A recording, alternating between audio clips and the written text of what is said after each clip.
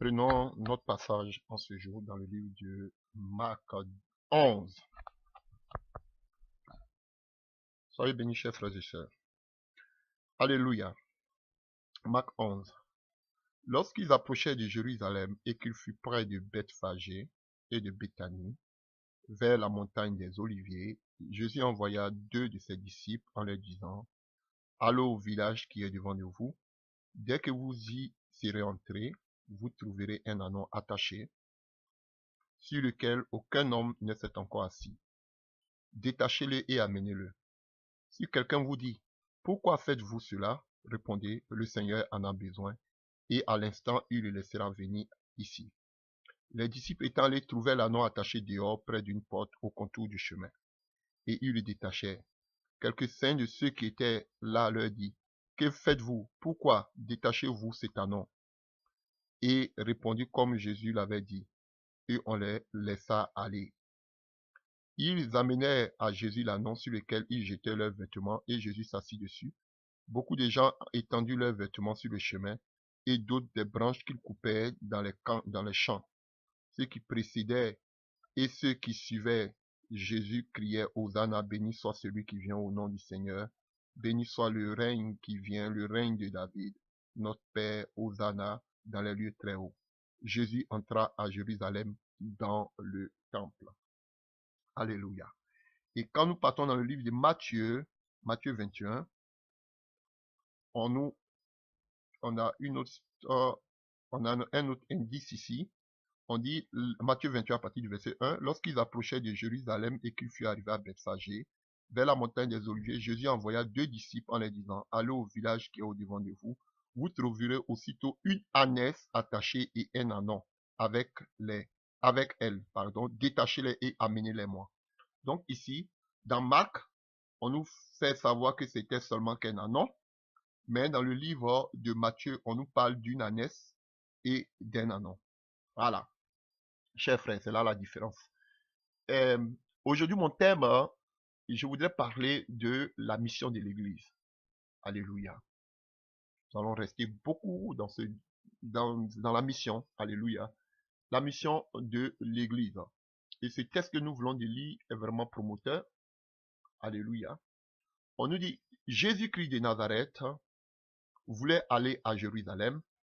Et qu'est-ce qu'il fait? Il passe par Bethphagée et Béthanie vers la montagne des Oliviers.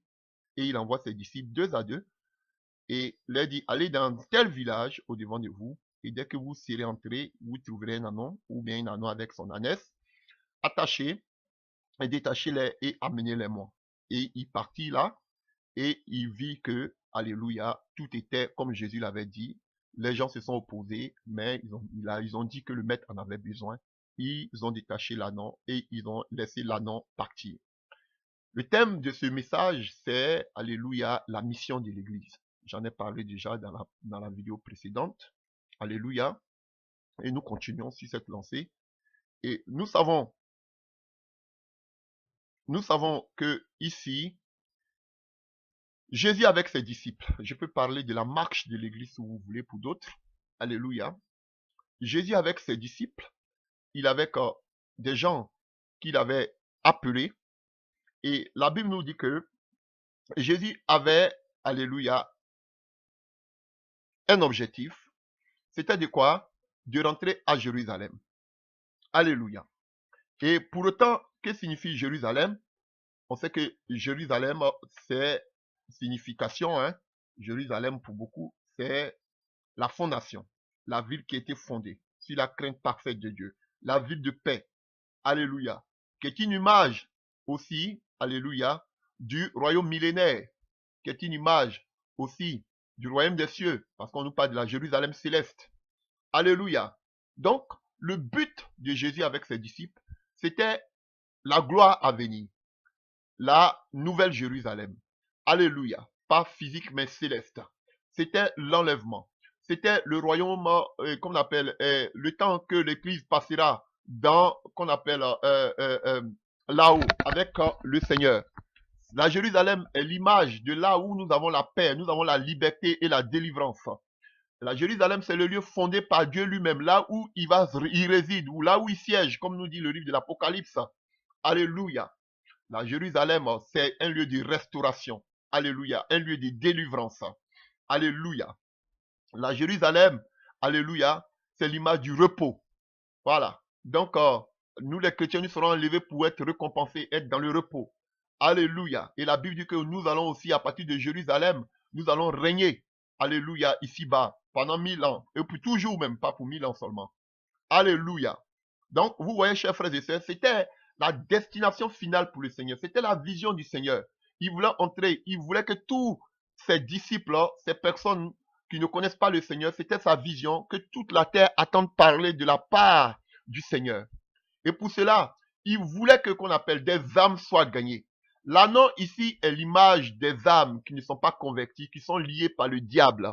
Alléluia, qui sont liées par les traditions humaines, qui sont liées par les doctrines humaines dans ces églises. L'anneau est symbole, alléluia, des gens qui sont liés par des dénominations, par des bâtiments. L'anneau est l'image de ceux qui sont possédés par des démons, qui sont manipulés, dirigés par des démons, qui sont encore dans les liens ancestraux, dans les liens familiaux, alléluia, qui ne connaissent pas le Seigneur, qui sont sous la malédiction, alléluia, qui sont victimes de la mort, de la maladie, alléluia. Voici ce qui symbolise l'anneau, alléluia. Mais Jésus, pourquoi l'anneau, chers frères et sœurs? L'anneau, parce que l'anneau est l'image, chers frères et sœurs. Déjà, on sait que c'était un animal impur, qu'on appelle dans l'Ancien Testament, c'était un animal impur. Alléluia. Voilà. Et quand on parle de l'anneau, généralement on le dit, hein, alléluia, quand on le dit, tu es bête comme un âne. Alléluia. C'était un animal repuant. Alléluia. Voilà, qui ne fallait pas manger. Voilà. Et vous voyez, quand vous voyez dans le livre qu'on appelle des rois, on nous dit qu'il y avait tellement la sécheresse du temps d'Élysée que même la tête d'un âne coûtait plus de 200 figues. Chers frères et sœurs, pourquoi? Parce que l'âne même était quelque chose de repuant, mais tellement qu'il y avait la famine, même un animal qui ne devait pas manger les Israélites était devenu cher. Alléluia. Parce qu'on ne donnait pas de considération à l'âne, ni à l'ânon. Alléluia. Voyez-vous? Donc, c'était un animal qui était repuant, qui était repoussé, qui était vu comme ayant la malédiction, le doigt de Dieu sur sa personne, bon, pas sa personne, mais sur lui, alléluia, sur l'ânon, voilà. Donc, chers frères et sœurs, c'était un animal qui était défendu par Dieu, oh, alléluia, de manger, voilà, vous voyez, il était repuant. On n'avait pas affaire à l'ânon, voilà, c'était un animal impur, en quelque sorte. Vous voyez? Mais Jésus dit que c'est cet anneau-là dont il a besoin. C'est-à-dire cet anneau, il veut cet anneau. Parce qu'il veut entrer à Jérusalem avec cet anneau. Il veut entrer dans la terre promise avec cet anneau. Il veut que cet anneau aussi soit sauvé. Il veut que cet anneau aussi puisse avoir aussi la restauration. Parce qu'au devant de l'anneau, alléluia, on pouvait crier aux ânes parce que Jésus était assis là-dessus. Il voulait donner de la valeur à cet anneau. Dieu a tellement aimé le monde qu'il a donné son Fils unique afin que quiconque croit en lui ne périsse pas, mais qu'il y ait la vie éternelle. Le souhait de Dieu, c'est que toute la terre parvienne à la connaissance. Alléluia. Donc cet anneau qui était repuant, qui était impur, alléluia, c'est cet anneau qui était même lié, alléluia, par ses doctrines humaines, par ses églises, alléluia, par ses enseignements de démons, alléluia, qui était lié par la tradition, par le péché. C'est cet anneau, par la malédiction familiale, c'est cet anneau que Jésus voulait délier. Alléluia. Et où se situait cet anneau? La Bible nous dit que cet anneau n'était pas, alléluia, dans les villes, n'était pas dans les hôtels luxueux. Cet anneau n'était pas lié, alléluia, et comme on appelle, qu'est-ce que je peux dire, dans les universités ou bien dans les endroits, alléluia, les endroits, alléluia, luxueux. Cet anneau, alléluia, n'était pas dans des congrégations, n'était pas dans des soi-disant, dans des lieux qu'on appelle aujourd'hui églises. Alléluia, même si on sait que beaucoup qui sont dans des dénominations sont liés comme des anneaux, mais la Bible dit que cet anneau, c'était où? Il dit, le Seigneur lui dit, allez au village. Cet anneau était lié dans le village. Cet anneau était lié dans les nations. Alléluia. Et vous allez voir qu'à la suite, Jésus aussi rentre à Jérusalem dans le temple. Alléluia. Et il a commencé à renverser tout ce qui était dans le temple. Dans d'autres versions. Alléluia. Parce qu'ils avaient fait de la maison une maison de prière. Vous voyez à partir du verset 16. Les gens avaient fait de cette maison une maison des revendeurs. Alléluia. Au lieu de faire de la maison de Dieu une maison de prière, ils avaient fait une caverne de voleurs. Donc, dans ces lieux aussi, qui sont des cavernes de voleurs, il y a des gens qui sont des anons, qui sont liés par ces mauvais évangiles, par ces mauvais enseignements. Voilà. Donc, ici, on voit deux aspects de personnes qui sont liées. Les premières personnes, ce sont des gens qui n'ont jamais entendu parler de Dieu. Ces anneaux qui sont attachés dans les villages, dans les nations, que nous devons aller gagner, trouver, détacher. Alléluia. Et on voit un second type d'anneaux. C'était ceux qui étaient même dans le temple, ceux qui se disaient chrétiens, ceux qui se disaient nés de nouveau, mais qui étaient liés par les doctrines, par les traditions. Alléluia. Qui faisaient du business dans l'œuvre de Dieu. Qui faisaient des affaires dans l'œuvre de Dieu. Qui prêchaient le message de la prospérité dans la maison de Dieu. Voici des personnes qui étaient liées. Au lieu de plaire à Dieu par la sanctification, la consécration, la prière. Alléluia. Non. Ils avaient un seul message, c'était la prospérité. Comment réussir? Ce message démoniaque. Alléluia. Et qu'est-ce que Jésus dit à ses disciples? Ils devaient aller jusqu'aux extrémités de la terre. Ils doivent aller jusqu'à dans le village. Pas dans la grande capitale. Pas chez les riches. Alléluia. Mais des gens qui étaient liés dans les villages qui devaient aller détacher. Voici la mission de l'église. Voici la vision de l'église. Alléluia. Attaché par qui? Par le diable. Attaché par le péché. Lié par la doctrine des hommes. Chers frères et sœurs, est-ce que vous comprenez? Mais Jésus a dit, allez. Un impératif. Comme il a dit dans la nouvelle, comme il a dit dans qu'on appelle dans la grande commission, allez. C'est un impératif, un ordre. Mais les gens n'ont que faire de cet ordre que le Seigneur leur donne. Au contraire, eux, ils ont préféré s'asseoir et bâtir les zigouras. Donc, comme je le dis, ces personnes ont besoin même de se repentir. Alléluia. Parce que la désobéissance à Dieu est comme de l'idolâtrie, est comme la sorcellerie. Voilà, c'est pas l'impudicité, l'adultère ou bien quoi. Alléluia. Mais la désobéissance au principe de Dieu. Les apôtres n'ont que faire, n'ont que prêcher ce que le Seigneur leur a transmis. Alléluia. Mais aujourd'hui, les pasteurs, les serviteurs de Dieu, soi-disant, ils n'ont que faire des recommandations du Seigneur. Jésus dit d'aller. De la même manière qu'il a dit à Matthieu 28, c'est la même chose qu'il dit ici. Allez dans ce village, pas aller dans les capitales, pas aller dans les résidences, pas aller chez les riches, ni chez les gouverneurs, nous les rois. Alléluia. Ni les autorités, comme d'autres le disent. Si vous dites que Dieu vous a envoyé vers les autorités, mais ça, comme vous-même vous le dites, si, vraiment, parce que vous aussi, avec votre Dieu m'a dit, on les prend aussi sur des pincettes. Voilà. Parce que c'était Dieu a dit que je paye, quand je prends des salles, maintenant, c'est Dieu me dit maintenant d'aller vers les autorités. Si Dieu vous dit d'aller vers les autorités, Dieu n'a pas dit à tout le monde d'aller vers les autorités. C'est à vous seul que Dieu a dit d'aller vers les autorités. Donc, allez-y seul. Allez-y seul. Ça, c'est une parenthèse. Ne rassemblez pas tout le monde pour faire maintenant un mouvement. Et on s'appuie sur le fait que qu'on appelle, on s'appuie sur Daniel, on s'appuie sur Joseph. Mais nous, regardez les statuts. C'est pas parce que ils voulaient aller changer la situation politique de l'Égypte ou de Babylone. Ils étaient comme des prisonniers. Ils n'avaient pas le choix. Et c'est pas eux qui sont allés se présenter devant Nebuchadnezzar ou bien devant Pharaon. Alléluia. C'est la grâce de Dieu qui était en eux. Ils étaient cachés. C'est la grâce de Dieu qui était en eux qui s'est révélée au devant de ces hommes. Qui lui ont fait appel. C'est pas eux qui sont allés pour dire que oui, non. C'est la situation parce qu'on avait besoin d'interpréter des songes. Et c'est là ils sont venus interpréter ça à partir de là. Alléluia.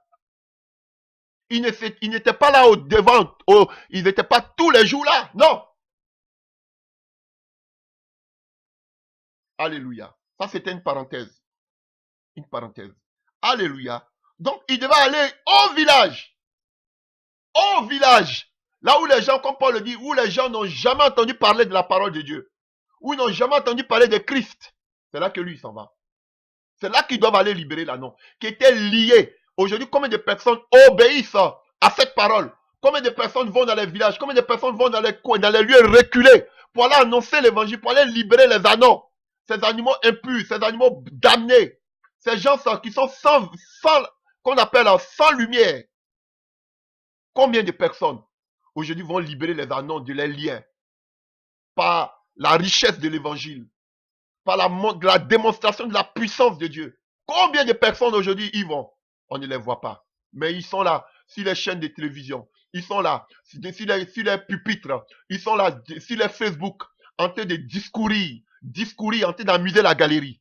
On est fatigué de tous vos messages. On est fatigué. On veut passer à autre chose. Alléluia. Alors, le Seigneur Jésus, avant d'envoyer, il était avec des disciples, des gens qui avaient entendu parler de la part de Dieu. Alléluia. On n'a pas dit des apôtres, on parle des disciples. Alléluia. Alors, que nous dit la parole de Dieu? La parole de Dieu dit que le fil, excusez-moi, je parle un peu l'allemand. Alléluia. Le Seigneur nous dit que le but final, c'est qu'ils soient sauvés, qu'ils entrent dans la nouvelle Jérusalem. Voilà, c'est ça le but de Dieu. Que tous les humains soient sauvés. C'est ça le but de Dieu. Alléluia. Mais pour cela, comme Paul le dit, comment les gens entendront parler de la parole de Dieu s'il n'y a personne qui prêche, s'il n'y a personne qui est envoyé? Alléluia. Pour cela, Jésus va envoyer ses disciples. Il n'a pas envoyé des apôtres, ni des révérends, ni des bishops. Il a envoyé tout le monde. Il a envoyé des disciples. C'est ça la mission de l'église. Tout le monde doit partir, détacher les anneaux. Alléluia. Alors, Jésus, alléluia, va les faire passer déjà par une marche. Parce que la marche de l'église, elle est progressive. Je ne parle pas de formation. Alléluia. Même si nous savons que, alléluia, dans la parole de Dieu, je le dis toujours, on avait plusieurs églises, on avait plusieurs écoles de formation. Vous allez prendre le livre de 2 Rois 2. Alléluia, on va vous parler dans le livre de 1 Samuel du moins, 1 Samuel 10, à partir du verset 10. Vous allez voir qu'il y avait l'école des prophètes de Gibéa, de Bethel, de Jéricho, même de Naboth près de Rama. 1 Samuel 19, verset 2, là, qui était dirigé même par Samuel. Alléluia. Vous allez voir que Paul reste plus de 6 mois. Alléluia. Comment on appelle plus de 6 mois. Alléluia. 1 an et demi, 1 an, 6 mois aussi. Alléluia. À Corinthe, où il enseignait dans la synagogue d'un certain Crispus. Alléluia. On voit qu'il va rester à Éphèse pendant 2 ans, en Acte 19, verset 10, dans l'école de Tyrannus. Alléluia. Où il posait des enseignements. Alléluia. C'était à tout le monde qu'on posait cet enseignement, comme je l'ai dit tantôt. Alléluia. Mais, ce que je voudrais dire, alléluia, Jésus va prendre ses disciples parce qu'ils avaient une mission à accomplir. C'était d'aller libérer l'anneau, pour que l'anneau aussi soit sauvé, pour qu'il puisse entrer dans la Jérusalem céleste. Alléluia. Alors, qu'est-ce que fait Jésus? Jésus prend ses disciples, il doit les faire passer d'abord d'une certaine situation pour les apprendre beaucoup de choses, pour les enseigner. Alléluia. Ce n'est pas une formation, alléluia, parce que lui-même, il était avec eux, alléluia, les dirigeants, alléluia, pour qu'ils puissent comprendre quelque chose qui allait se faire par le Saint-Esprit. Alors, donc, avant d'envoyer ses disciples, Jésus va poser un pas. Alléluia. La première des choses que Jésus va faire, la Bible nous dit que lorsqu'ils approchaient de Jérusalem, ils devaient arriver, car les temps sont à la fin, nous sommes presque à la fin. Vous n'avez même pas dit que nous sommes à la fin, Jésus-Christ est à la porte, il vient nous chercher bientôt. Et qu'est-ce que Jésus fait? La première des choses qu'il fait avec ses disciples, alléluia, pour aller détacher l'anneau, alléluia, c'était la mission finale de détacher l'anneau pour les envoyer dans la Nouvelle Jérusalem, au salut. Alléluia. Donc, qu'est-ce qu'il fait? La première des choses qu'il fait avec Jésus, c'est de les envoyer à Bethphagée. Alléluia. Chers frères et sœurs, c'est ça l'enseignement. Voilà. Donc, Jésus fait quoi? Il les prend et il les amène à Bethphagée. Que signifie Bethphagée? Alléluia. Alléluia. Il passe d'abord à Bethphagée. Frère, ce n'est pas une formation, c'est la marche de l'église. Parce que frère, la formation, comme je l'ai dit, c'est intérieurement que Dieu forme. Des gens peuvent être formés, alléluia, comme on dit, avec des diplômes et consorts, mais si le cœur n'est pas né de nouveau, si le cœur n'est pas transformé, c'est zéro. La formation, Dieu forme l'intérieur. Alors que les gens donnent plus de considération à l'aspect extérieur. Alléluia. Donc, Bethphagée signifie la maison des figues non mûres. Vous voyez? Pour aller délivrer l'âne attaché, les âmes perdues, alléluia, liées par le diable, par le péché, Jésus fait une marche avec ses disciples, que nous sommes. Et la première des marches qu'il fait, alléluia, lorsque nous nous convertissons, la première des choses automatiquement que nous voyons au devant de nous, c'est les figues non mûres. Que signifie les figues non mûres? C'est l'immaturité. Jésus-Christ voulait cesser l'immaturité, alléluia, de ses disciples, pour qu'ils passent à la maturité. Alléluia. Alléluia. Et on va définir un peu quelque sorte, un peu, quels sont les signes de l'immaturité que nous pouvons constater. Alléluia. Quand un homme est mature, ce sont des gens, alléluia, ils sont nombreux, que Paul a cités dans le livre de Timothée. Alléluia, alléluia. Par exemple, Hyménée et Alexandre. Alléluia. Donc Paul parle à Timothée. Alléluia. Que Paul a confié à Satan. On a les filettes. La première des choses que je peux dire de l'immaturité, ce sont des gens qui vacillent à n'importe quelle doctrine.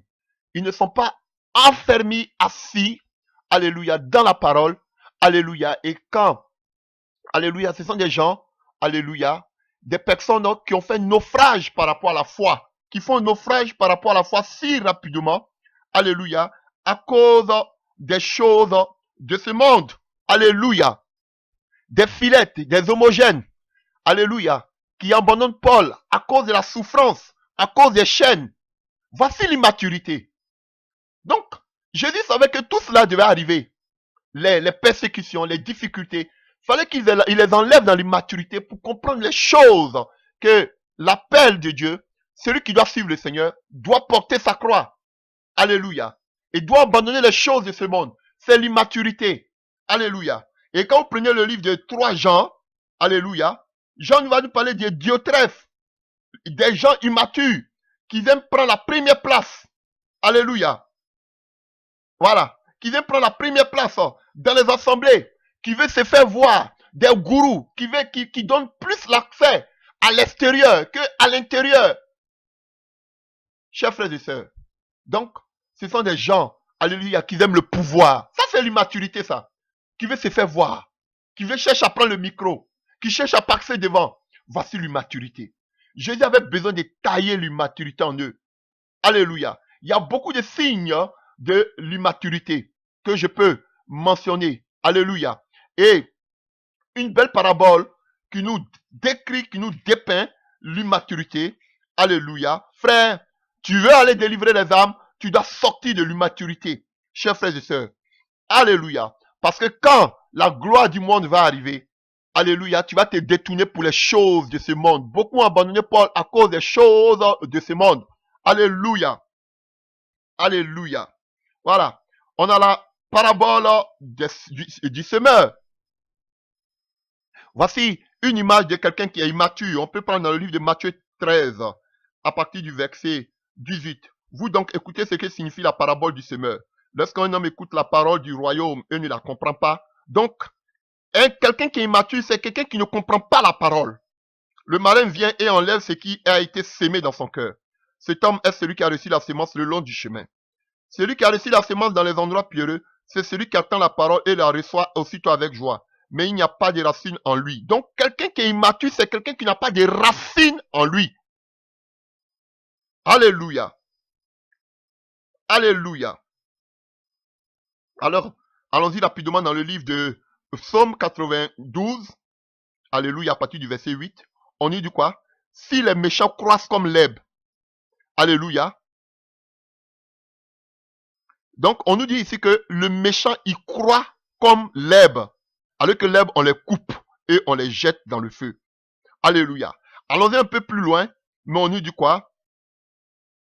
À partir du verset 13 de Psaume 92, on nous dit les justes, eux, croissent comme le palmier. Les méchants croissent comme l'herbe, qui seront coupés et jetés. Mais le juste, lui, croît comme le palmier. Il s'élève comme le cèdre du Liban, planté dans la maison de l'Éternel. Il prospère dans le pavis de notre Dieu. Il porte encore des fruits dans la vieillesse. Ils sont pleins de sève et verdoyants. Chers frères et sœurs, vous voyez? Donc, nous, on a de longues racines. Les véritables, des gens matures ont des racines. Alléluia, parce que, comme on appelle, ils ont la sève que le Saint-Esprit, parce qu'ils ont des racines, ils ont les bases enracinées sur la parole. Parce que vous savez que le palmier, alléluia, il est verdoyant. C'est le palmier. Alléluia, je ne vais pas faire d'enseignement sur le palmier, mais le palmier, il peut faire tomber, alléluia, alléluia, sa vieille nature, les vieilles branches tombent et il renouvelle son, alléluia, son feuillage. Alléluia, il porte des fruits et vous savez que le palmier, il a de longues racines qui vont puiser l'eau dans le sol. Et c'est comme ça que nous devons aller puiser dans la parole de Dieu, notre source. Alléluia. Alléluia. Alors qu'on dit nous que l'homme immature, alléluia, il n'a pas de racines. Alléluia. Il attend la parole. Il est content, il a la joie. Mais il n'a pas de racines à lui-même. Il manque de persistance. Frère, tu ne peux pas aller libérer. Alléluia. Si tu n'as pas de persistance, tu ne peux pas aller libérer, chers frères et sœurs. Mais il n'a pas de racine à lui, il manque de persistance. Et dès que survient une tribulation, une persécution à cause de la parole, il trouve une occasion de chute. Voici l'immaturité. Alléluia. Des gens qui ont abandonné Paul à cause des chaînes, à cause des difficultés. Alléluia. Voici l'immaturité. Quand les persécutions commencent, ils fuient. Alléluia. Et un troisième aspect, on dit celui qui a reçu la semence parmi les épines, c'est celui qui attend la parole, mais en qui les soucis du siècle et la séduction des richesses étouffent cette parole. Et elle est infructueuse. Voici l'immaturité. Des gens qui ne sont pas assis, qui ne comprennent pas la parole, qui ne sont pas enseignés, le diable vient prendre cette parole en eux. Des gens, alléluia, et qui écoutent la parole, qui sont en joie, mais qui ne sont pas assis, qui ne sont pas enracinés. Et lorsque viennent des difficultés, ils trouvent une occasion de chute. Alléluia. Et beaucoup comme ça qui suivaient Paul l'ont abandonné à cause de ce genre de choses. Nous avons un troisième aspect. Alléluia. Les soucis, la richesse de ce monde. Chers frères et sœurs, voici quelques signes de l'immaturité. Et Jésus devait tailler cela en eux. Il devait passer du stade immature à la maturité. Alléluia. Quelqu'un qui vit par la chair, il est immature. Selon 1 Corinthiens 3, verset 1. Alléluia. La jalousie, qu'on appelle les disputes, la haine. Paul le dit dans le livre d'Un Corinthiens 3, verset 3. Vous n'êtes pas charnel parce que vous êtes remplis de disputes, de jalousie, de haine. Alléluia. Alléluia. Est-ce que vous comprenez? Donc, la maturité, ce n'est pas le fait, ça n'a rien à voir avec l'âge.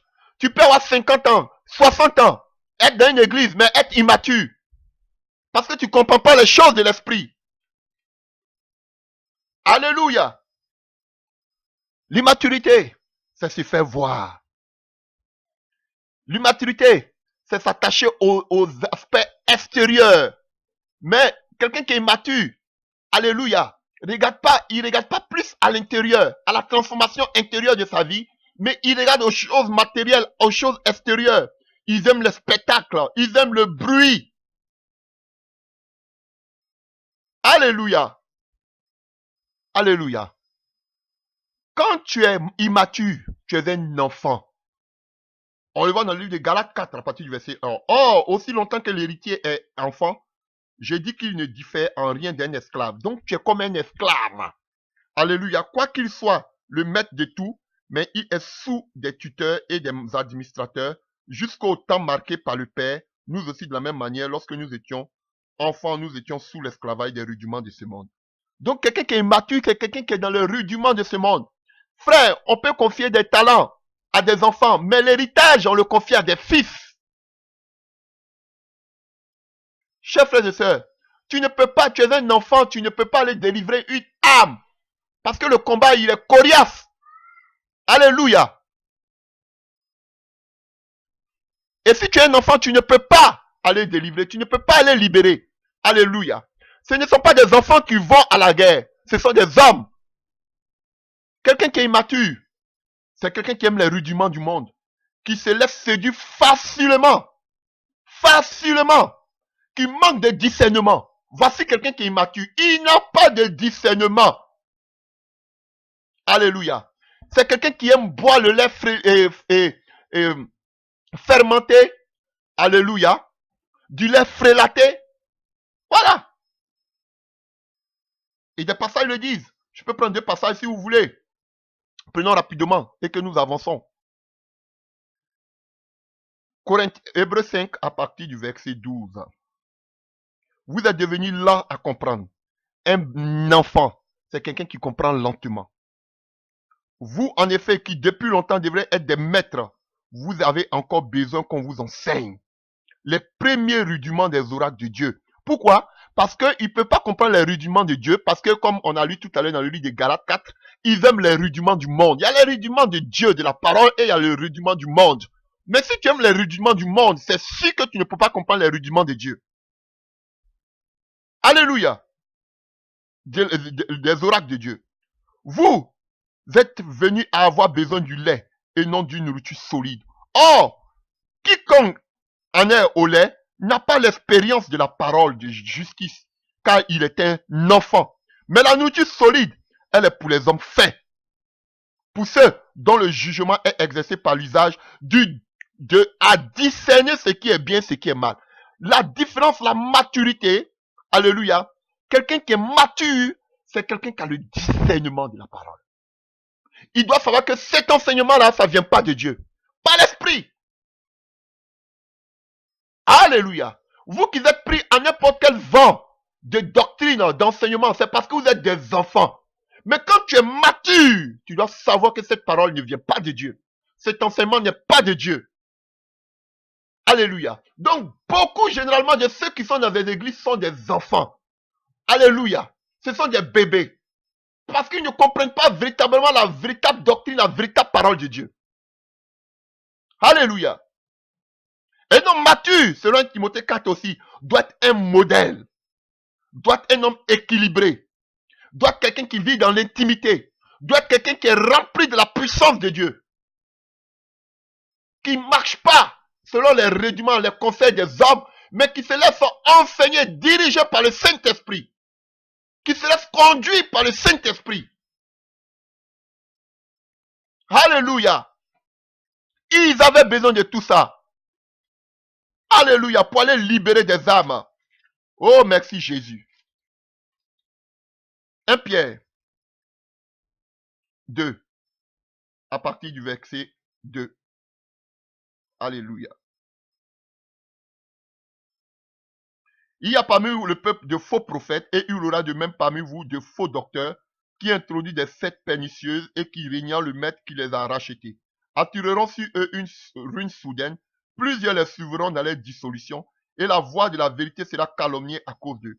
Par cupidité, ils trafiqueront de vous par le moyen de paroles trompeuses, eux qui menacent depuis longtemps la condamnation et dont la ruine ne sommeille. Car si Dieu, alléluia, vous voyez, donc, vous buvez du faux lait. Alléluia. Vous buvez du faux lait à cause de la cupidité de ces faux pasteurs, de ces faux prophètes. Alléluia. Vous buvez du lait fermenté. Vous devez boire du bon lait depuis la naissance. Mais vous avez bu du faux lait frélaté. Voilà pourquoi il est important d'avoir le discernement, chers frères. Il est important d'avoir le discernement. Alléluia. Et de la même manière qu'il a parlé dans le livre de 2 Pierre, il prend aussi dans le livre de 1 Pierre 2, à partir du verset 2. Désirez comme des enfants nouveau-nés, le lait spirituel est pur de la parole, afin que vous croissiez par lui. Si vous avez goûté que le Seigneur est bon, approchez-vous de lui. Pierre vivante. Dieu bâtit son église avec des pierres vivantes, pas des briques. Qui étaient les gens qui sont des pierres vivantes, qui ont été rejetés par les hommes, pas appréciés par les hommes, mais choisis et précieux devant Dieu. Donc si toi tu es apprécié devant les hommes, tu as un problème. Alléluia. Nous devons boire le lait pur. Alléluia. L'immaturité boit le lait non pur. Il y a beaucoup de lait aujourd'hui dans cette dénomination qui ne sont pas purs. Voilà pourquoi des enfants sont mal formés. Ils font 40 ans, mais ils sont encore au lait. Ils sont mal formés parce que leur base, ils n'ont pas bu du lait pur. Ils ont bu du lait fermenté, du lait frélaté. C'est l'immaturité, chers frères et sœurs. Et il devait avoir le discernement. Il devait quitter de ces choses. Alléluia. Il devait quitter de l'amour de ce monde. Il devait quitter de la position. Les apôtres, les disciples étaient en train de faire des palabres. Si, qui va s'asseoir à la gauche de Jésus? Qui va s'asseoir à la droite de Jésus? Alléluia. C'était l'immaturité. La position. Le positionnement. Qui? Et les disciples de Corinthe. Moi je suis de Paul. Moi je suis de qu'on appelle d'Apollos. Paul dit que vous êtes pas, vous êtes charnel. Vous n'avez pas compris, personne n'est mort pour vous. Et c'est ce que nous voyons aujourd'hui dans le corps de Christ. L'immaturité. Comment ils sont en train de se combattre à cause des positionnements. Qui prêche? Qui est l'homme de Dieu? Qui n'est pas l'homme de Dieu? Qui a la révélation? Qui Dieu utilise? Frère, voici l'immaturité. Et l'église doit sortir de cette immaturité. Nous avons une mission, c'est d'aller libérer l'anneau qui est attaché dans les villages. C'est parce que vous êtes oisif, vous n'avez rien à faire que vous êtes posé assis dans vos fauteuils, sur les Facebook en train de faire des lives. Frère, on doit aller on doit aller qu'on appelle dans les villages, aller qu'on appelle libérer les anneaux. Au lieu de discourir en longueur de journée. Tel a dit ça, tel n'a pas fait cela. Frère, si on partait libérer les anneaux, je crois qu'on n'a plus le temps de laisser dans les balivernes. Alléluia. Bethphage. Et beaucoup de personnes qui se disent même des pasteurs, des chrétiens, des révérends, sont à ce stade. Ils sont immatures. Ça c'est pour moi, ça c'est chez toi, ici ça c'est chez moi, ici ça c'est ma dénomination, ici c'est moi, je suis le bishop, chez moi c'est comme ça que ça se passe. Voici l'immaturité, ils n'ont rien compris. Le but c'est d'aller libérer les anneaux qui sont dans le village.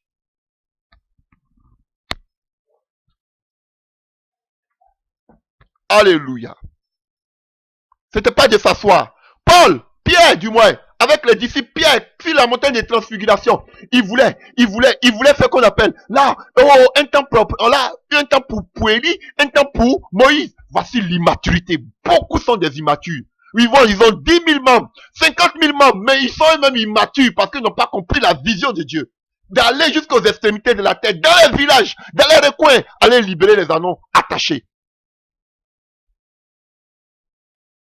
C'est ceux-là que moi j'appelle des véritables, des grands serviteurs de Dieu. C'est pas ceux qui ont 10 000 membres que j'appelle des grands serviteurs de Dieu. Ceux que j'appelle des grands serviteurs de Dieu, ce sont des gens méconnus, mais qui partent dans les villages, dans les recoins. Voici pour moi des gens que je peux dire, vous êtes des hommes de Dieu.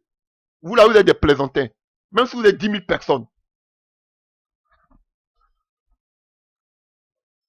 Alléluia. Si cela se référait au fait que vous avez beaucoup de personnes dans vos églises, l'enlèvement se produirait, on était déjà enlevé. Donc ça veut dire que Dieu n'a que faire de ce que vos églises soient remplies de 10 000 personnes. Tout ce qu'il veut, c'est qu'on parte dans les villages et aller libérer les anneaux. Les gens que nous avons laissés parce qu'ils sont impurs.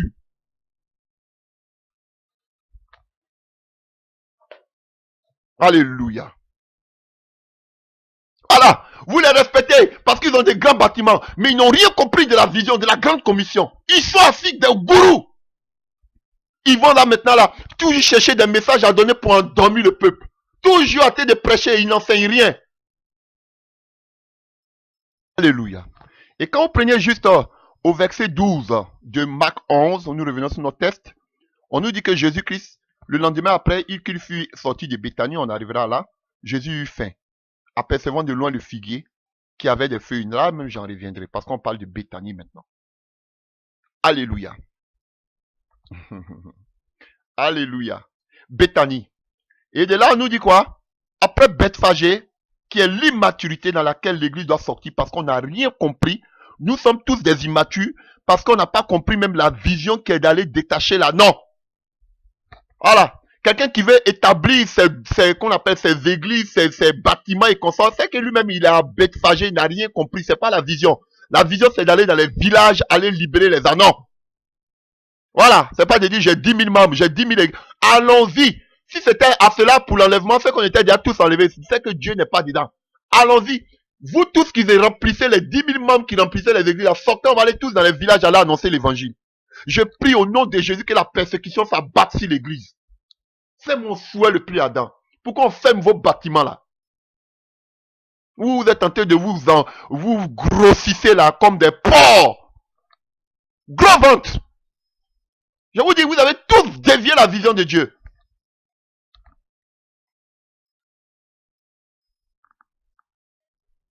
Je m'en fous. Même si je suis en face de vous, je vais vous dire ça.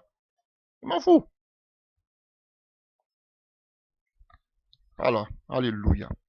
On continue dans le livre de Marc 11. Alors, la Bible nous dit, la deuxième station après Bethphagée, maintenant il devait arriver à où? À Béthanie. Tout ça c'est pour aller libérer la noix. Hein. Maintenant il devait arriver quoi? Où? À Béthanie. Alléluia. Et Béthanie, c'était quand vous allez prendre Jean 11 à partir du verset 18. Alléluia. On nous dit que Béthanie était à 15 stades de Jérusalem. Pas loin de Jérusalem. Donc ça veut dire 3 kilomètres. Alléluia. Donc, Béthanie symbolise maison de miséricorde, maison de grâce, maison de bénédiction.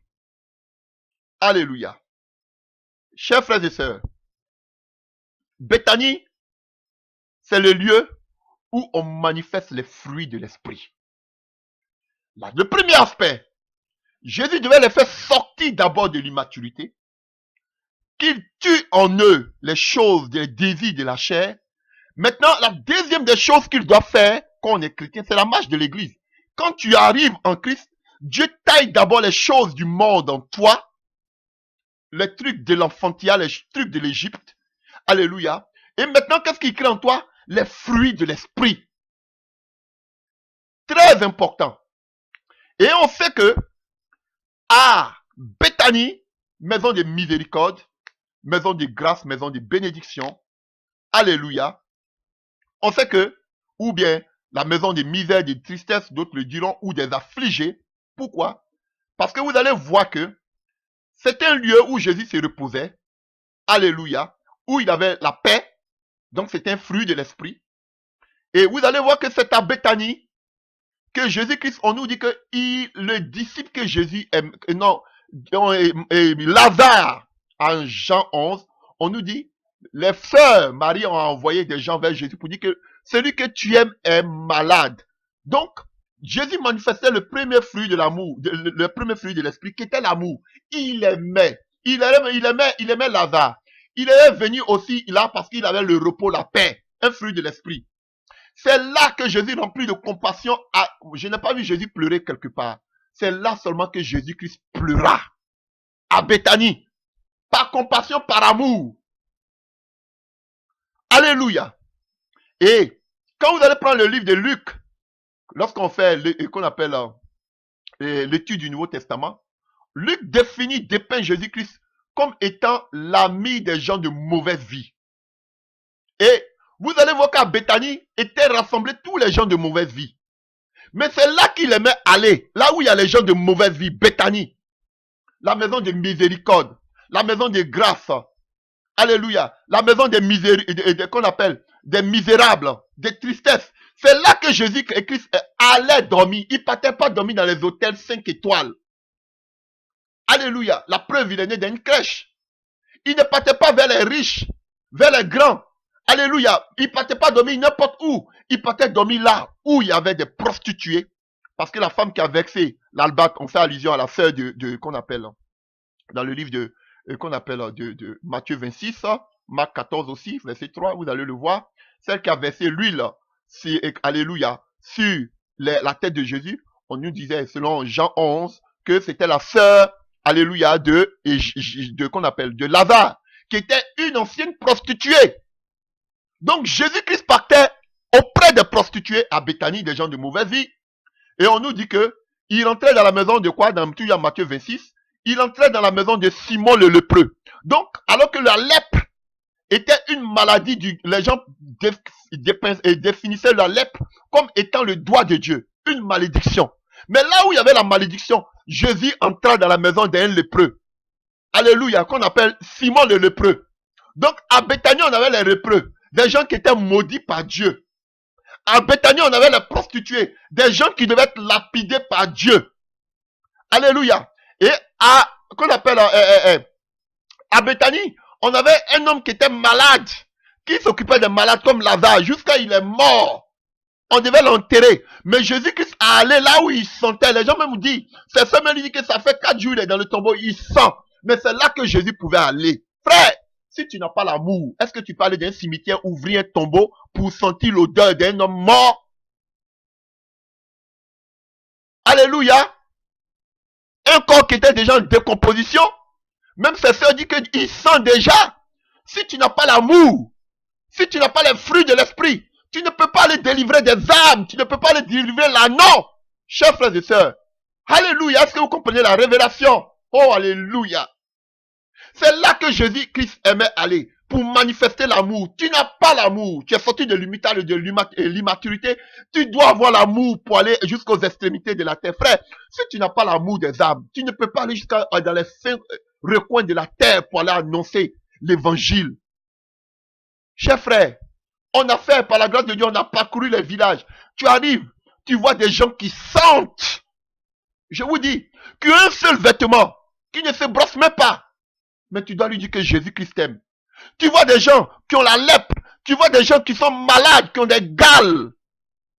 Tu dois prier pour eux. Tu dois leur montrer que Jésus-Christ les aime. Si tu n'as pas l'amour, tu ne peux pas le faire. Frère, on a vu des choses. Des gens qui sont malades du sida, qui font les selles sur eux-mêmes, devant toi. Si tu n'as pas l'amour, tu ne peux pas t'approcher de lui. Je vous dis la vérité. Tu viens, on te montre quelqu'un qui a fait la sorcellerie, qui te dit ouvertement que j'ai exterminé toute ma famille par la sorcellerie. Mais aujourd'hui, je vais donner ma vie à Jésus. Si tu n'as pas l'amour, tu vas avoir la haine pour cet homme. Vous comprenez? Il devait aller libérer un ânon qui était considéré comme un animal impur. S'ils n'ont pas l'amour, est-ce qu'ils peuvent aller délivrer un ânon qui était un animal impur?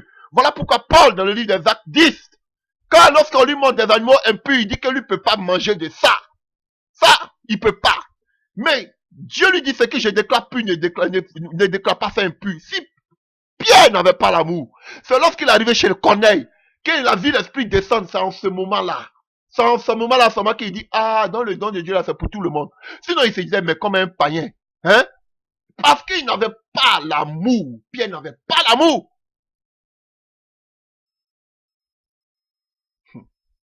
Alléluia. Frère, ce n'est pas seulement l'onction. Tu dois sortir de l'immaturité. Tu dois avoir les fruits de l'esprit.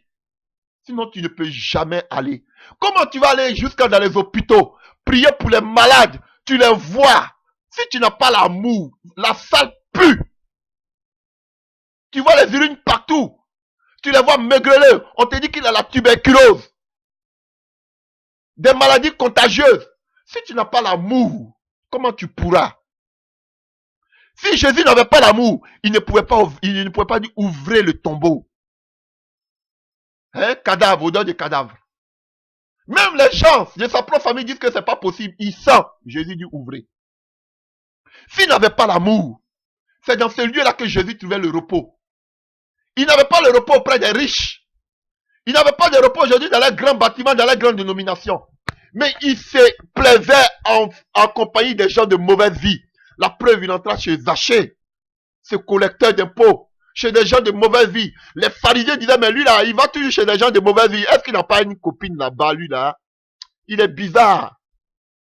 Est-ce qu'il n'est pas un corrompu? Alléluia.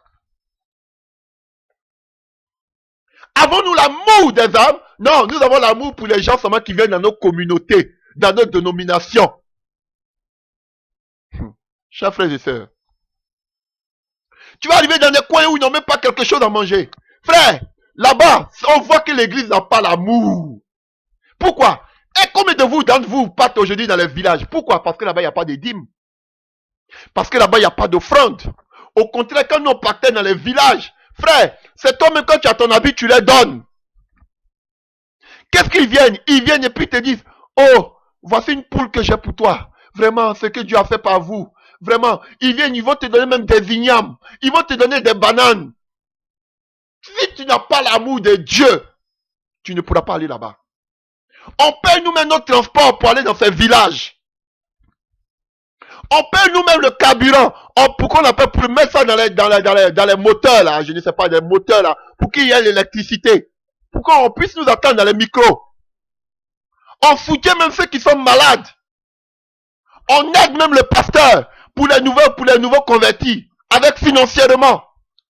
Si tu n'as pas l'amour, là-bas dans les villages, on ne nous donne pas, mais c'est toi qui donnes.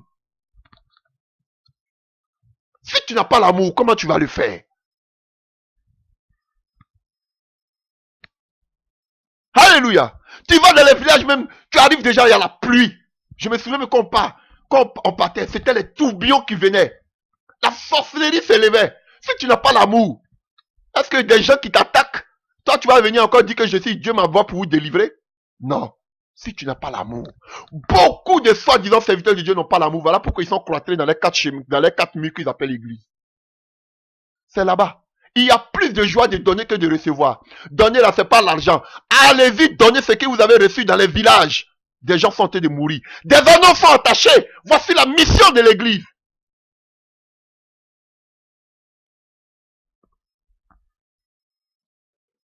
Alléluia. Et vous voyez ce qui se passe? On nous dit, à partir du verset 12, le lendemain, après qu'il fut sorti de Béthanie, Jésus eut faim. Apercevant de loin un figuier qui avait des feuilles, il allait voir s'il trouverait quelque chose. Et s'en étant approché, il trouva que des feuilles, car ce n'était pas la saison des figues. Prenant alors la parole, il a dit que jamais personne ne mange de ton fruit, toi et tes disciples. Et ses disciples entendirent. Vous voyez, beaucoup aujourd'hui sont des figuiers. Quand tu les vois de loin, tu vois les ministères. Waouh! Un grand ministère. Waouh! De grands serviteurs de Dieu. Waouh! Regardez combien de personnes dans le ministère. Ce ne sont que des feuilles, mais ils n'ont pas de fruits. Parce que quand tu as un véritable fruit, c'est à partir, c'est où Jésus a eu le figuier, à côté de Béthanie. Béthanie, on manifeste les fruits de l'esprit. Mais voici un figuier qui est juste à côté des fruits qu'on appelle, à côté de Béthanie, là où on doit manifester les fruits de l'esprit. Mais lui, il n'avait pas de fruits. Le figuier, alléluia, était l'image, chers frères et sœurs, d'Israël. Alléluia. Parce que quand vous prenez les écrits, vous pouvez voir Jérémie 8, Osée 9, Michée 7. Israël a été toujours comparé à un figuier. Un arbre qui devait porter beaucoup de fruits. Et Jésus arrive jusqu'à dans le temple pour chercher des fruits. Mais il n'a pas eu de fruits. Il n'a pas trouvé. Pas de fruits. Alors, alléluia. Donc Jésus les a jugé Israël. Oui. Il venait de Béthanie, là où il y a les fruits. Il pensait que dans le temple, là où il partait, il allait aussi trouver des fruits de l'esprit. Non. Il arrive dans le temple, qu'est-ce qu'il trouve? Du business. Les affaires. La prospérité, l'argent, des gourous. Il n'a pas trouvé l'amour dans le temple d'Israël. Il les a maudits. Il dit jamais de vous qui ne produisent encore, qui ne naissent de fruits de vous. Personne ne va manger. Voilà pourquoi Christ s'est tourné vers les nations que nous sommes. Parce qu'il n'a pas trouvé de fruits en Israël. Il est arrivé dans le temple. Il n'a pas trouvé de fruits comme beaucoup de vos temples là. Vous avez les fruits de l'esprit seulement qu'entre vous. Entre vous, et puis même entre vous encore, mais vous êtes hypocrite. Alléluia. On manifeste l'amour à ceux qui ont de l'argent. Voici la sorcellerie. Dans vos temples, Jésus va, parce qu'il sortait du temple. Quand il venait, et il a trouvé près de Béthanie, là où il devait avoir les fruits de l'esprit, selon Galates 5, verset 22, il n'a pas trouvé les fruits de l'esprit. Il a maudit.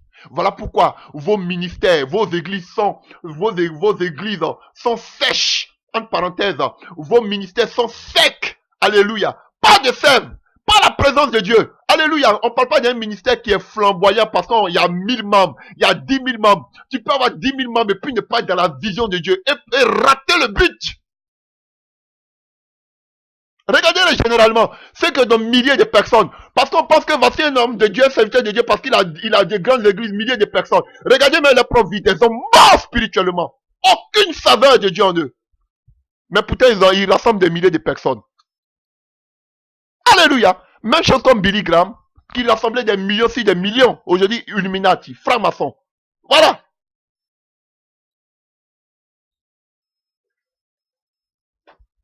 Et les gens sont là. C'est un grand homme de Dieu. C'est un grand serviteur de Dieu. Tu sais combien de membres il a dans son église? Vous êtes vaincus.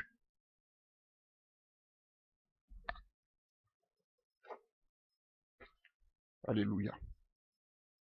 À Béthanie, on porte le fardeau. Jésus a porté le fardeau de Lazare.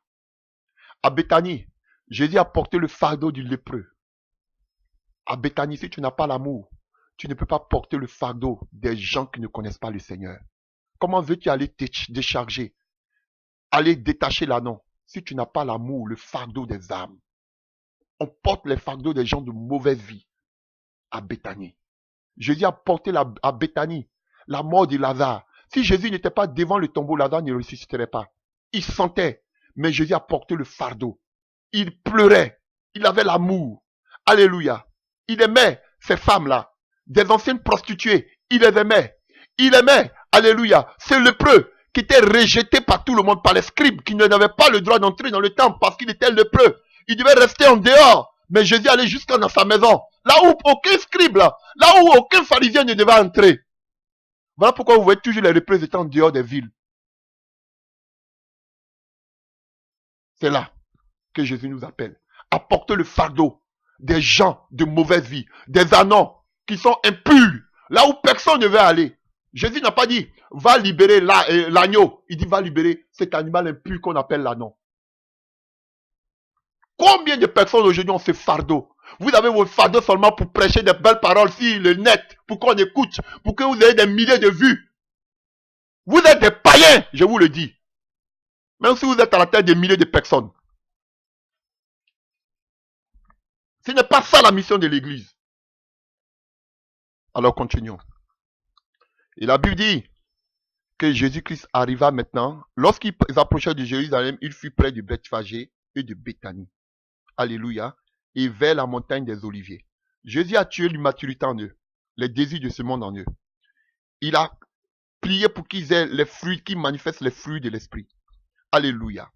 Et la Bible dit que maintenant, vers la montagne des Oliviers, chers frères et sœurs, il est important pour aller détacher un anon. Il faut sortir de l'immaturité. Il faut aussi avoir il faut avoir les fruits de l'esprit. En plus de ça, qu'est-ce qui se passe? Il faut aussi être rempli. Le mont des Oliviers avait deux aspects. Le pressoir à huile, Gethsémani, c'est là aussi que Jésus-Christ est venu pleurer. Et il disait, Seigneur, si tu pouvais éloigner de moi cette coupe. Alléluia. C'est le lieu aussi de la souffrance. Le mont des Oliviers est subdivisé en deux. Le lieu de la souffrance et en même temps le lieu là où on reçoit le Saint-Esprit. Donc, chers frères et sœurs, tu dois être prêt à souffrir, à porter ta croix pour le Seigneur. La souffrance. Ah oui, chers frères et sœurs. Et comme aujourd'hui, la persécution. C'est ça qui caractérise un véritable chrétien. Alléluia. Je n'ai pas manqué de le dire dans l'autre vidéo, qu'il y a deux choses qui ont poussé les chrétiens à aller évangéliser. Alléluia. Il y avait le Saint-Esprit qui leur parlait, qui leur disait partez, mettez à part. Et alléluia. Et il y avait la persécution qui faisait qu'ils partaient aujourd'hui.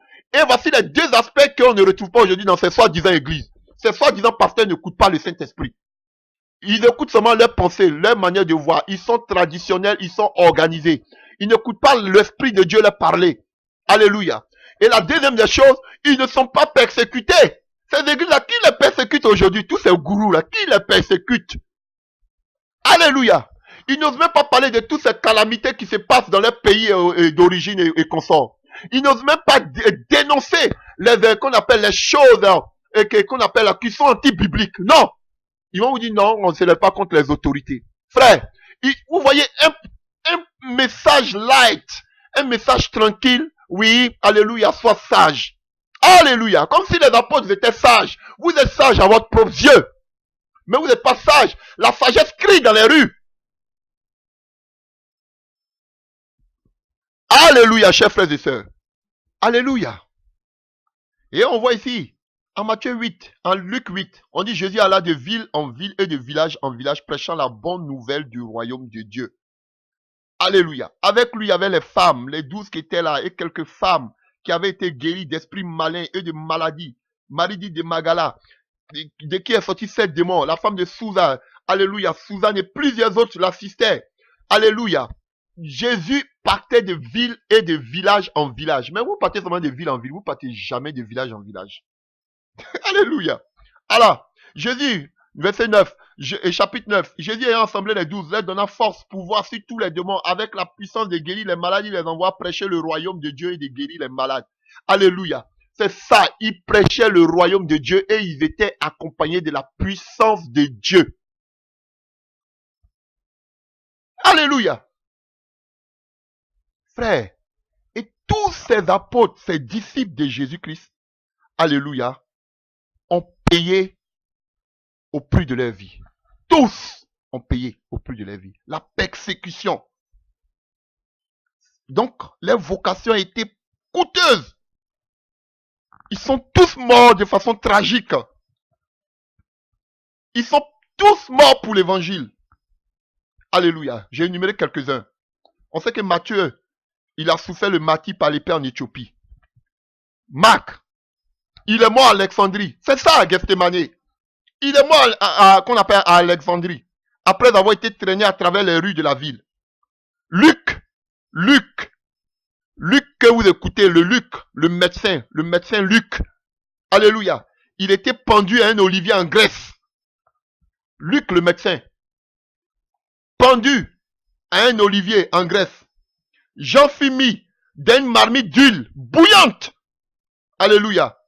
Puis échappa à la mort et fut banni sur l'île de Patmos. Sur l'île de Patmos, celui qui écrit Jean, 1 Jean, 2 Jean, 3 Jean, qui écrit l'Apocalypse. On l'a mis dans l'huile chaude. Et pendant que les gourous sont en train de s'engraisser dans les églises. Dans l'huile chaude. Alléluia. On l'a mis sur l'île de Patmos. Et Dieu lui a fait grâce parce qu'il devait écrire l'Apocalypse. Pierre fut crucifié à l'envers à Rome, la tête tournée vers le bas. Tous. Gethsemane, qu'on appelle le mot des oliviers, signifie aussi Gethsemane, la souffrance. C'est vrai que c'est le pressoir à huile, mais c'est là que Jésus-Christ a vécu ses derniers instants. Là où son sang s'est transformé, et tellement que sa sueur s'est transformée en grumeaux de sang, tellement qu'il avait peur. Il dit, Seigneur, si tu pouvais éloigner de moi cette coupe. La souffrance. Alléluia. Jacques, on sait qu'il fut jeté du haut du temple et battu à mort par la foule en bas. Philippe, il fut pendu en Phrygie. Barthélemy, il fut battu à mort. André fut attaché à une croix où il prêcha ses meurtriers jusqu'à sa mort. Oh Jésus! André, on le tue. On a train de le crucifier. Et il prêche même à ceux qui sont en train de le tuer. Alléluia. Thomas, on sait qu'il fut fendu avec une épée en deux. On a fendu le corps, on a fendu Thomas, Didyme, en deux en Inde. Voyez si vous ressemblez à ces chrétiens-là. Voyez si vous ressemblez à ces chrétiens aujourd'hui. Voyez vous-même vos vies là, si vous ressemblez à ces chrétiens. Est-ce que votre vie sont en danger? Vous ne pouvez même pas dire les noms des choses, appelez AA. Non, parce qu'il faut être sage. On sera convoqué, on va être mis en prison. Moi, je vous dis, un chrétien sans souffrance, sans persécution, ce n'est pas un chrétien.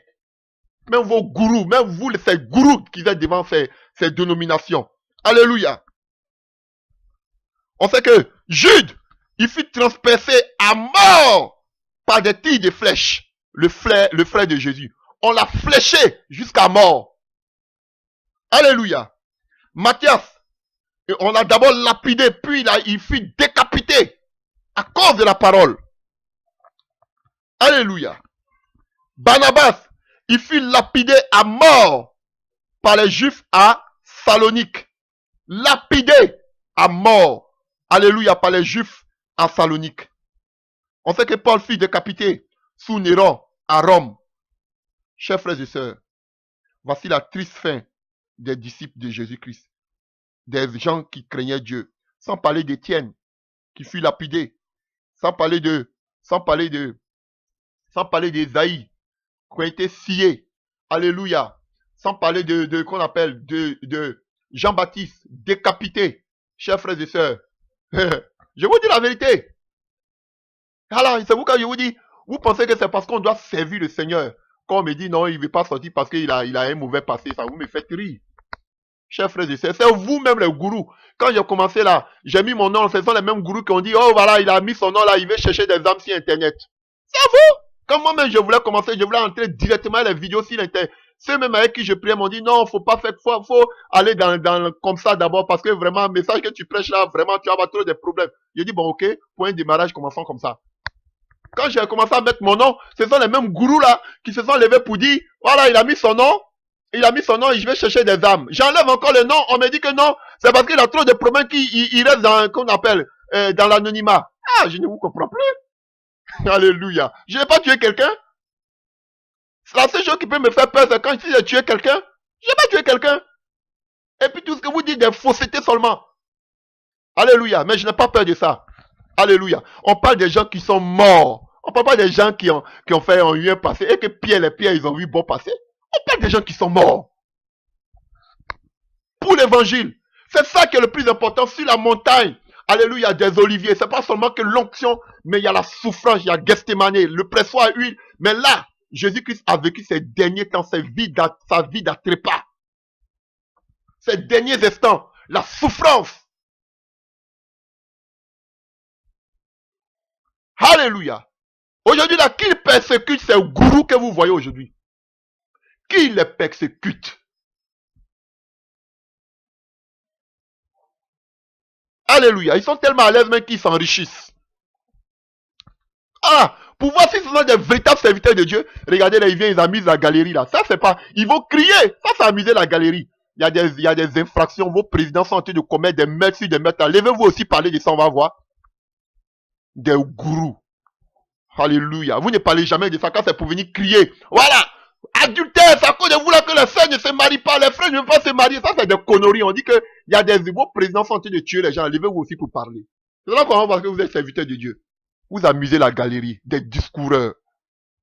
Alléluia.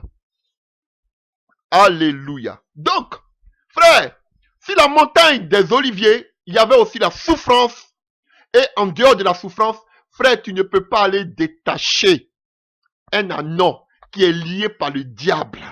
Vous avez vu, quand ils sont partis, on nous dit qu'il y avait des hommes qui ont dit, mais où vous envoyez l'anon? Ce sont eux qui avaient les droits. Si ces personnes, entre guillemets, c'était des démons.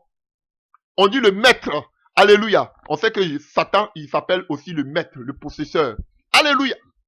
Satan, le maître, qui avait la main sur ses armes, sur cet anon. Frère, vous ne pouvez pas les détacher de la main de quoi? Du maître, de ces démons. Si vous n'avez pas la puissance de Dieu, si vous n'avez pas l'onction de Dieu, voilà pourquoi Jésus n'a pas envoyé ses disciples comme ça. Il fallait qu'il d'abord il leur donne la puissance. Frère, c'est une réalité. Si beaucoup aujourd'hui ont peur aussi d'aller dans les villages, c'est parce qu'ils n'ont pas, eux-mêmes ils savent qu'en eux, ils n'ont pas la puissance de Dieu. Ils en ont, mais frère, il faut être revêtu. Ils savent qu'ils ne sont pas revêtus. Ils savent qu'ils ont été créés par les hommes, qu'eux-mêmes se sont autoproclamés pasteurs, apôtres. Maintenant là, on va maintenant sur le terrain. Frère, regardez. Revenons sur notre passage là. Alléluia. C'est où-même? Marc 11, hein? Marc 11. Revenons là. Alléluia. On nous dit, à partir du verset 4, les disciples allaient trouver l'anneau attaché dehors. Frère, ce n'est pas dans les temples que les anneaux se trouvent. On n'emmène pas les anneaux dans le temple. Frère, les anneaux sont dehors. Sont dans les villages. Les anneaux, les gens liés là, ils sont dans les coins où on n'a jamais entendu parler de Jésus. Vous avez vu où les apôtres sont morts? Dans des coins, on n'a pas dit que, oui, à part Jacques, et tous ne sont pas morts à Jérusalem. Ils sont morts dans les coins où ils sont allés annoncer l'évangile. Alléluia. Voilà. Les anneaux sont dehors. Les anneaux ne sont pas dans vos zigouras, dans vos temples. Alléluia. Les anneaux, les véritables anneaux sont dehors. Regardez ces gens qui sont dans vos soi-disant églises. Ils écoutent une prédication tous les jours. Ils sont fatigués. Ils ont dit non, ils sont pas encore formés. Vous ne pouvez pas former quelqu'un. Un escroc, vous êtes des escrocs, vous allez former des escrocs.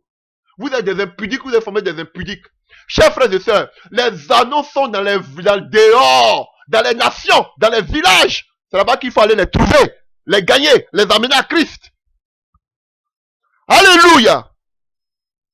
Alléluia. Et pour cela, il faut être revêtu de la puissance de Jésus-Christ. Frère, voici la marche de l'église.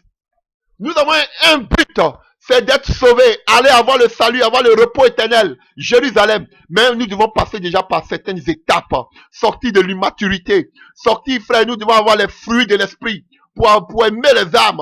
Frère éternel, nous devons savoir que dans cette marche, il y a la persécution, il y a les difficultés qui vont s'abattre. Alléluia. Vous avez vu, on a vu des gens qui étaient immatures, selon dans le livre, quand on parlait des semeurs, dans le livre Matthieu 13.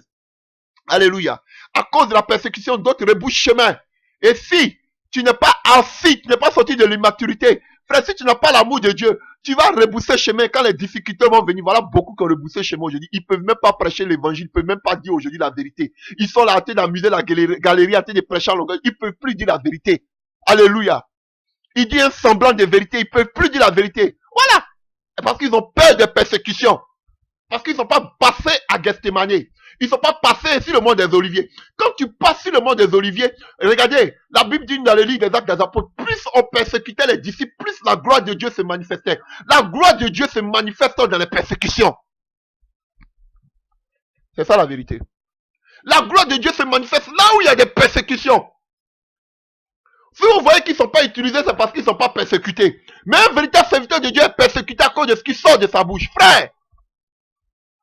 Et c'est pas forcément, quelqu'un peut dire des bêtises à des accusations. Mais le message, prêchez le royaume des cieux. Alléluia. Alléluia. Plus on persécutait les disciples, plus la gloire, la puissance de Dieu se manifestait.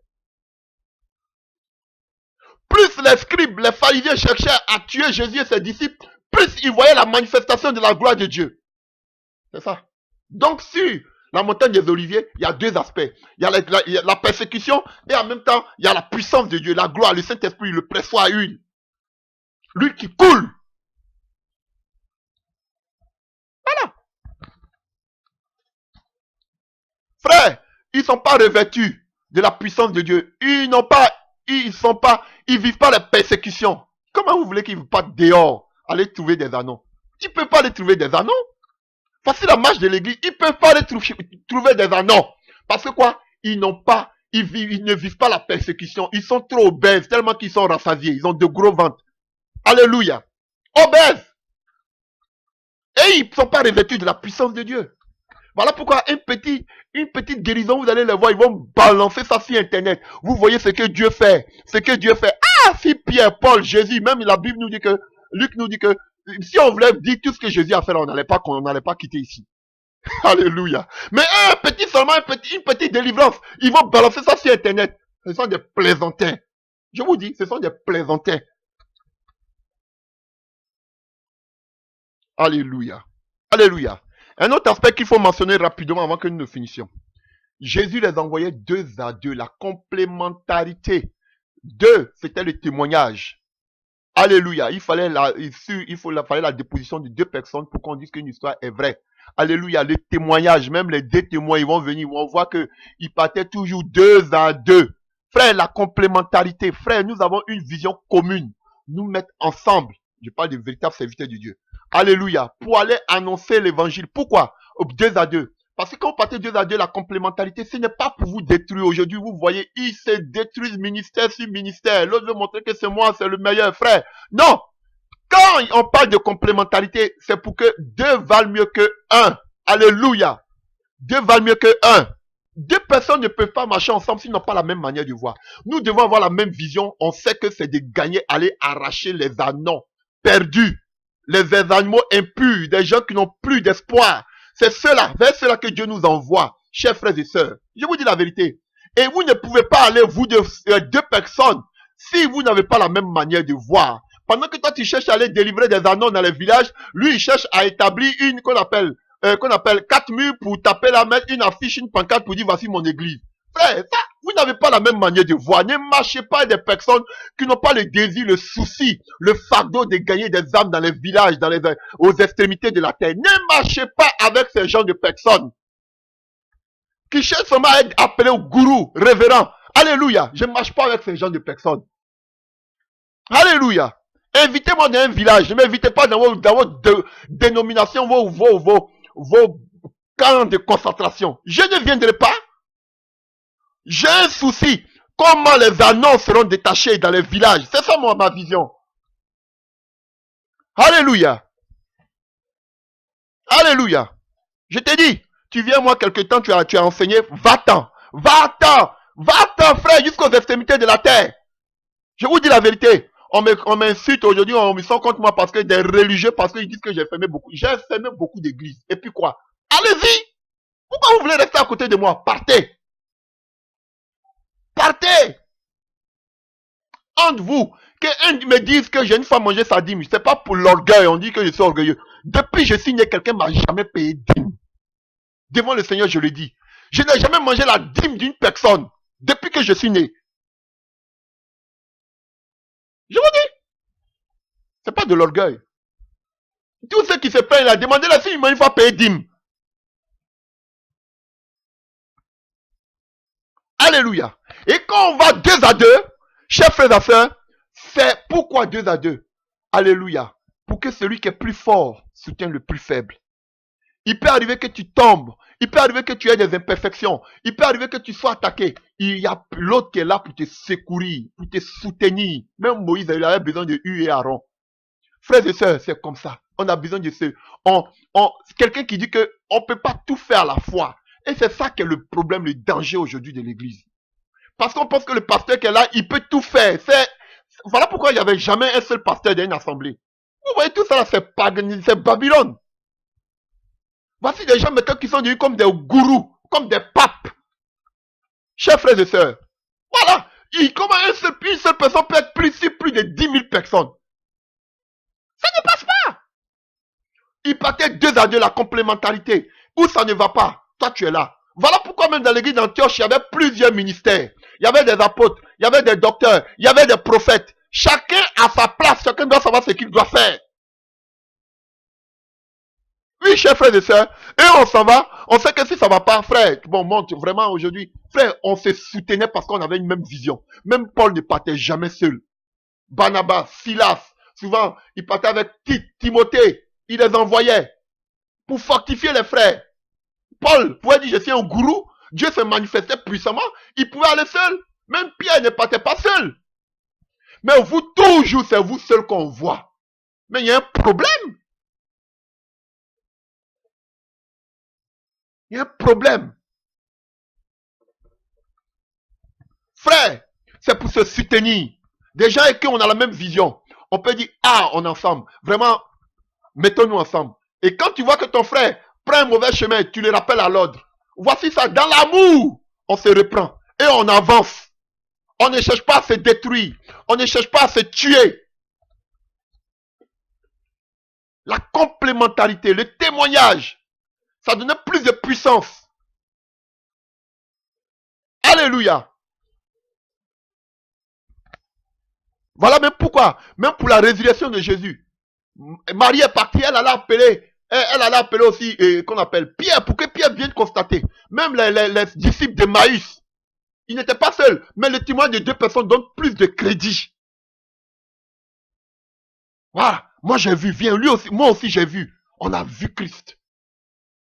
C'est puissant.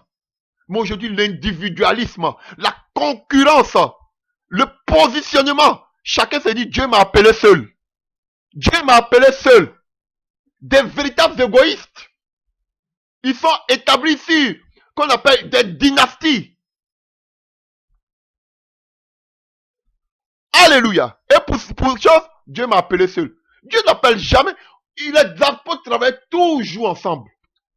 Ils ne partaient jamais seuls. Jésus les envoie toujours 2 à 2. Mais Dieu vous appelle toujours un. Il vous envoie toujours qu'on appelle une seule personne. Il y a un problème. On doit tout revoir là. On dit on m'a dit la doctrine des apôtres. Non, moi je ne crois pas. Vous êtes semblants, vous prenez ce qui vous arrange. Alléluia. Alléluia. Vous voyez? Waouh. Jésus sait qu'il devait sortir de l'immaturité. Jésus sait qu'il doit avoir les fruits de l'esprit. Jésus dit que, alléluia, ils doivent vivre des souffrances. Ils doivent remplir de la puissance de Dieu. Ils doivent aller dehors. Alléluia. Mais Jésus ne les laisse pas aller 1 à 1. Il les envoie 2 à 2. Soutenez-vous. que celui qui est faible, il n'a qu'à soutenir l'autre. Alléluia. Soyez complémentaires, soyez un. Alléluia. Voilà pourquoi deux personnes ne peuvent pas marcher ensemble s'ils n'ont pas la même manière de voir. Alléluia. Soutenez-vous. Et allez, priez. Priez, vous deux. Alléluia. Là où 2, 3 sont assemblés, là, la gloire de Dieu se manifeste. Alléluia. L'unité. Alléluia. Et pour finir, on nous dit que les disciples allaient trouver l'ânon dehors attaché, près d'une porte au contour du chemin. Ils étaient sur le chemin. Alléluia. Je vous dis la vérité. Ils étaient sur le chemin. Lorsque le Seigneur s'est révélé à moi et qu'il me donnait ce message, je vais le dire. Je sais que d'autres vont tendre l'oreille, mais je m'en fous. Alléluia. Lorsqu'il me donnait cette onction, je voulais mettre cette onction sur les gens qui avaient des cravates, qui étaient bien habillés, des gens qui étaient riches. Le Seigneur dit non. Je voulais mettre aussi cette onction sur les bancs. Le Seigneur me dit non. Le Seigneur me dit prends le chemin. Va-t'en, va libérer les gens. C'est la vision que Dieu me donne. Et vous voyez ici, le Seigneur nous dit que ils étaient, les anneaux attachés, ils étaient sur le chemin. Ils n'étaient pas, alléluia, ils n'étaient pas dans vos dénominations. Ils n'étaient pas dans vos, je sais pas quoi, dans vos camps de concentration. Ils sont sur le chemin. Ils sont dans les villes, ils sont dans les villages. Allons-y les libérer. Voici la mission, la vision. Donc, chers frères, ne venez pas me prendre pour me mettre, d'ailleurs, même quand je reste plus longtemps sur une assemblée, j'étouffe. Je vous dis la vérité. J'étouffe. Je ne suis pas appelé à ça. J'étouffe. Voilà. Ne venez pas me prendre comme les gens voulaient établir Jésus comme roi. Ne m'établissez pas, frère. Moi là, c'est à aller dans les villages, dans les nations. Je ne suis pas appelé à rester sur une église. Pardonnez. Même si vous venez là, je vais rester un peu à vous. Après, je vous laisse ici. Les gens, moi, ici, partis. Je vous dis la vérité. Je ne suis pas appelé à ça. Voilà. Alléluia. Sur le chemin. Et ils le détachaient. Quelques-uns de ceux qui étaient là leur dit, que faites-vous? Pourquoi détachez-vous cet anon? Ça, ce sont les esprits des familles, les démons, le diable. Le maître, c'était le diable. Alléluia. Non, cet anon nous appartient. On a fait des liens de famille avec cette personne. Alléluia. Ses aïeux nous ont donné cette personne. Alléluia. Ce sont des liens de famille depuis longtemps. Alléluia. Ils sont sous nos contrôles. Pourquoi vous voulez venir les délivrer? Pourquoi vous voulez venir les prendre? Et si vous n'avez pas le pouvoir, l'autorité, comment vous allez parler? Ils sont venus dire le maître en a besoin. Ça, c'est une parole qu'on dit. Alléluia. Le maître en a besoin. Ça veut dire qu'ils ont vu, rapidement comme ça, ils ont donné la non. Non, c'est parce qu'ils ont vu l'autorité, ils ont vu la puissance, ils ont vu la gloire qui accompagnait ces gens. Mais si ces gens n'étaient pas passés par tout ce qu'on vient de numérer, les gens n'allaient pas les donner. Alléluia. Il y avait aussi l'intercession. Alléluia. Ils sont allés parler pour la non. Vous avez vu, l'intercession aussi accompagnait. Plaider en faveur d'eux. Ils plaidaient pour la non. Chers frères et sœurs, il faut aussi la prière. Ils intercédaient pour la non. Ils sont allés dire non, la personne doit être délivrée. Oh Seigneur, délivre cette personne. Délivre cet anon. Délivre cet anon. Il y avait aussi la prière et l'intercession. Mais vous ne priez même pas. On dit c'est fait. Tu n'es pas un homme de prière. Tu n'es pas un homme de prière. Tu vas aller délivrer des anons dans des villages. Ah frère, il faut se lever matin de bonheur. Voilà pourquoi ils ne veulent pas vous envoyer parce qu'ils connaissent vos carences. Tu n'es pas un homme de prière, un homme de jeûne. Tu vas te lever, aller dans un et dire que c'est fait. Faut aller faire ces faits là dans les villages, tu vas comprendre. Tu vas voir si de la manière que tu es parti là, tu vas revenir même chose. Ils sont là sur les estrades là, ils vous parlent là, vous pensez que c'est aussi facile. Pourquoi vous restez maintenant au niveau des de l'Europe? Allez-y dans les villages, vous allez comprendre. Et pourquoi quand vous partez dans les villages, ce sont toujours eux qui parlent? Pourquoi vous aussi vous ne parlez pas? Pourquoi vous aussi vous ne partez pas seul sans eux? Allez-y, vous allez voir. Frère, prêchons l'évangile. Alléluia. Alléluia. Et on nous dit pour finir, que faites-vous? Pourquoi détachez-vous cet anon? Il répondit comme Jésus avait dit et on les laissa aller. Ils amenaient, ça veut dire qu'on les laissa, parce qu'ils avaient la puissance. Ils amenaient à Jésus l'annon sur lequel ils jetaient leurs vêtements et Jésus s'assit dessus. Frère, ils n'ont pas pour finir, ils n'ont pas amené l'annon là. Ils n'ont pas amené l'annon, chers frères et sœurs, à qui? À une dénomination. Ils n'ont pas envoyé l'annon dans des églises. Comme on dit, allez-y évangéliser, puis amener à l'église à faire la sorcellerie. Frères et sœurs. Ils ont amené l'annon à Jésus. Chers frères et sœurs, aujourd'hui, les gens là n'amènent pas aujourd'hui les annons à Christ. Ils amènent les annons dans les dénominations. Ils amènent les annons dans les soi-disant églises pour gonfler le nombre de leurs membres. Alléluia. Mais beaucoup de gens, personnes aujourd'hui qui sont dans ces dénominations ne sont pas à Christ. Ils sont aux pasteurs, ils sont aux dénominations, ils sont à ces lieux-là. Frère, on a enlevé aujourd'hui, on prend ces âmes, on les envoie, on les envoie pas à Christ. On ne les enseigne pas Christ. On les envoie plutôt dans notre communauté, dans notre organisation, dans notre manière, dans notre gouvernement, dans notre manière de voir les choses. Alléluia. Voilà aujourd'hui la triste réalité.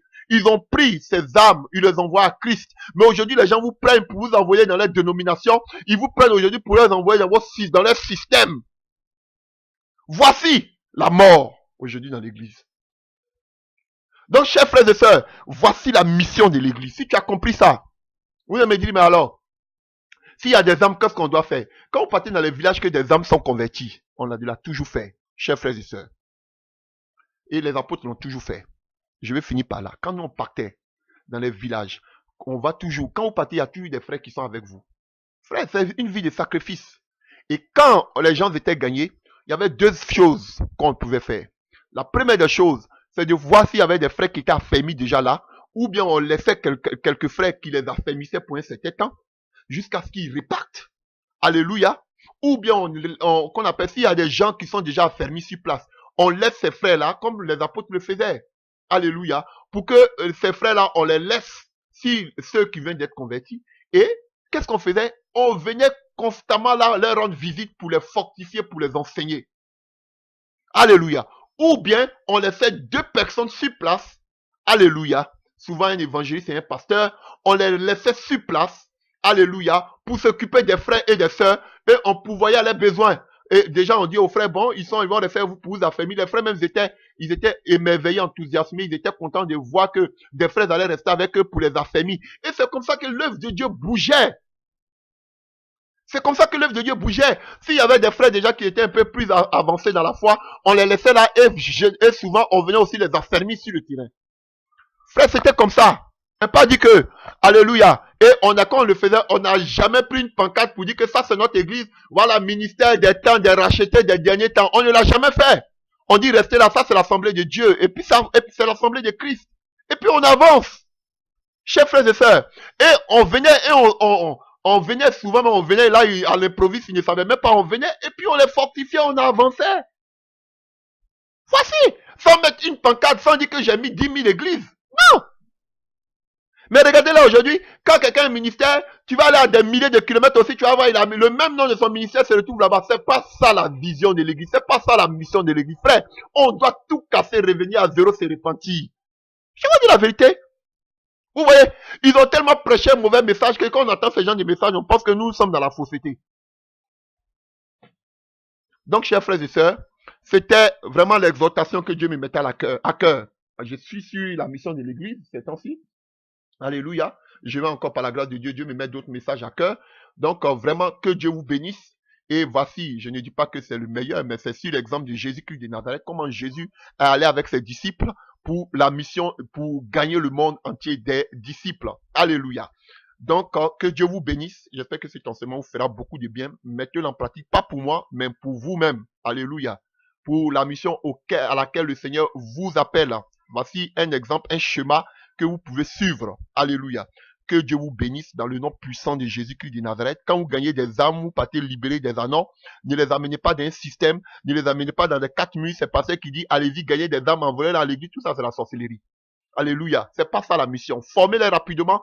Et eux aussi, ils doivent aller gagner des âmes. Ils doivent aussi aller en mission. Alléluia. Chers frères et sœurs. Que ces pasteurs qui attendent les âmes là, eux-mêmes, ils sortent aussi pour aller pêcher des âmes. Alléluia. Jusqu'aux extrémités de la terre. Au lieu de s'asseoir toujours comme des gourous. Alléluia. Voilà. Donc que Dieu vous bénisse au nom puissant de Jésus-Christ de Nazareth. Vous gagnez des âmes, amenez-les à Jésus-Christ et non dans un système, non à un homme.